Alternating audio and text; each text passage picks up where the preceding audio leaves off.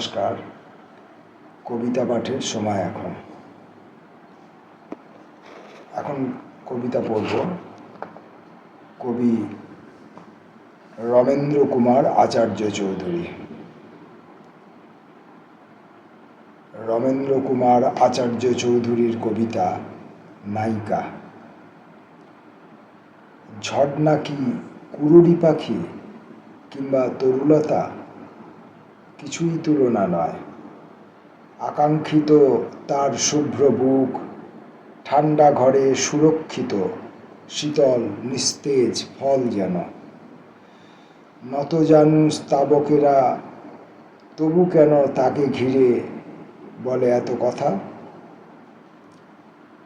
হবে না কখনো জানি যুদ্ধ কিংবা দিগ্বিজয়ে যেতে।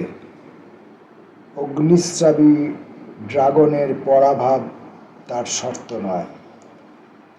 অতল সমুদ্র থেকে মুক্ত তুলে সাজাবার নেই স্বর্ণযুগ। প্রেম, মৃত্যু কি নক্ষত্র, কিছুই লাগে না তাকে পেতে। দয়া, অশ্রু, অলৌকিক বেদনার আগে যে মেয়ের ফুল নয়, পেট্রোলের গন্ধ ভালো লাগে।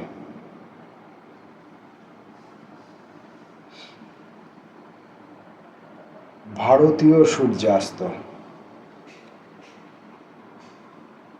কত ছায়া এ দেয়ালে, ছায়া পড়ে বুকে। বালার্কের টিকটিকির কুসুমিত মালতীলতার শুধু এক ছায়া, আর কোনোদিন পড়ে না দেয়ালে। কে আকাশ, কে বাতাস, ইথরে দুচক্র দেয় দিল্লির বেতার। গন্ধ দাও পরিবর্তমান মেঘ, শান্ত বটগাছ, পেয়ালা পিরিচে ওগো, অমলেটে কিছু অলৌকিক। যাতে ফিরে যেতে পারি পিপুলের গভীর কোটরে, বুঝে নিতে আটশো দুই সম্মিলিত পাখির প্রতীক। সেখানে সবুজ এই নিসর্গের গ্রিলের নকশায় অস্থির আত্মাকে করি ফুল ফল সমর্পণ গুহ্য প্রক্রিয়ায়। আন্টনি ফিরিঙ্গি তার অবিমল রক্তে করেছিল ভক্তিরস আস্বাদন। অনেকেই উত্তরাধিকার, নিজের হলেও ভাবে এটা শুধু জাদুতে বিশ্বাস। এই স্রোত দীপ্ত হয়ে একদিন ছিল বহমান বণিকের, বাউলের, অকপট চাষির শিরায়। স্থাবর কি অস্থাবর ডাক এলে ফেলে যেত নম্র অনীহায়। রাঙা অস্তে মশা ওড়ে, ডেক চেয়ার চুপ করে একা। হঠাৎ দেয়াল ঘড়ি দূর কোনো পিতামহ ঘণ্টা দেয় তার।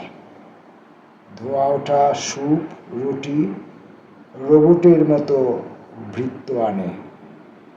ছুরি চামচের শব্দ, এসো দুঃখ, সে আসেনি আর। বন্ধুরা সবাই গেছে অন্য লোকে নিয়মসম্মত। ছাতের অদ্ভুত চিত্রে আলো ছায়া ঈশ্বরের মতো। কে আমাকে টেনে নেয় বারবার পিপুলের নিচে।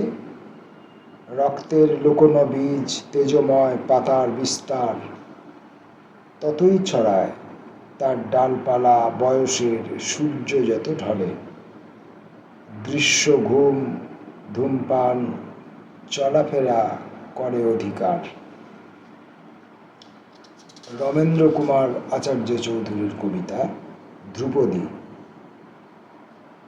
বৃষস্কন্ধ অকপট 6-1 উঁচু। রসদের চক্র থেকে মাথা তুলে দাঁড়াতো একজন, রাইফেল কাঁধে নিয়ে মুখোমুখি বুনো হাতি মেরে পার হয়ে যেত নদী, বুটিদার সরীসৃপ পতঙ্গের বন। ঝলসানো হাঁস, মদ, সবুজ তরকারি, কাঁচা ফল, এই তার সান্ধ্যভোজ। ক্লান্ত হয়ে ফিরে এলে ঘরে, আবেগ প্রকাণ্ড তার, হস্তিচক্ষু ভরে দিত মুষলধার জল। আবার বিস্তৃত রোদ মুহূর্তেই এক ঝাঁক বর্ষণের পর। ঝিনুকের হাত নয়, রমস নারীর স্পর্শ তার শরীরের প্রিয় ঝংকার। তাঁবুতে পাজামা পরে চিন্তাশীল পৌরাণিক বীর চেয়ে দেখে অতিকৃত সূর্যাস্তের অপব্যবহার। তার মুখে গল্প শোনো, বন্ধুজন, সুদূর পিয়াসী ভদ্রলোক, বয়স 30-এর নিচে, কবিতার ছাদে কথা বলে, শ্যাম্পু করা চুল, দুটি ময়নার মতো কালো চোখ, সাতরঙা পালে নৌকা ভেসে যেত তারার হিল্লোলে। প্রেমের পতন, মৃত্যু বলেছিল মেয়েটির ফুলশোভা কানে, যখন আয়ত্তে এলো স্পন্দমান রাত্রিগুলি তার। চেয়ে দেখো, এ সন্ধ্যার আলো হাওয়া মেঘের ক্রীড়ার বুকে দুটি পাখি ওড়ে, শরীর কর্পূর করতে ওরাই তো জানে। মাথায় চুলের স্তূপ, গাঢ় রক্ত দুটি ঠোঁট সমস্ত অলিক। ঘোরার আগেই গাড়ি জুড়ে দিয়ে এ কেমন বিমল কৌতুকে এই চলা আমাদের। এ উত্তর না বুঝেই সেই রোমান্টিক এক চামচে জ্যোৎস্না তুলে ধরে তার নতুনির মুখে।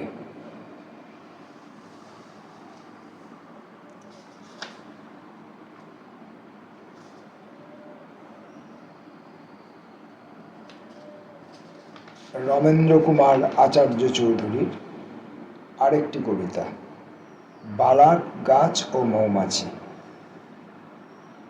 হাতের কুরুশ কাটা বিঁধেছিল নরম আগুলে, ফুলের প্যাগোডা ভেঙে জেগে ওঠে ঘুমন্ত মৌমাছি। এখন ঠোঁটের নিচে আবছা পায়ে ঘুরে ফিরে হাঁটে। হে স্মৃতি, পরম স্মৃতি, আজও তুমি বেঁচে আছো কেন? বরং আড়ালে যাও, উৎসব গভীর করো নিচু টান দিয়ে। হাত নেড়ে যেতে বলি, উড়ে পুড়ে রাত্রি ফোঁটা কাছে চলে আসে। কতদিন তিরস্কার হয়নি তাকে, তুমি শুধু মাছি। হে স্মৃতি, বালাক গাছ, এত প্রাণ কোথা থেকে আনো? ডাঁটা শুদ্ধ উপড়ে ফেলি, আর্তনাদ।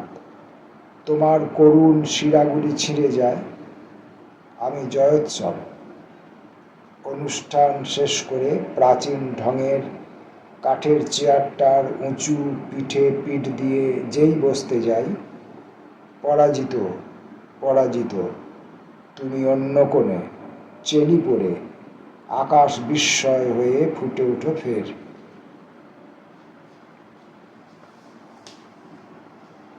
নমস্কার।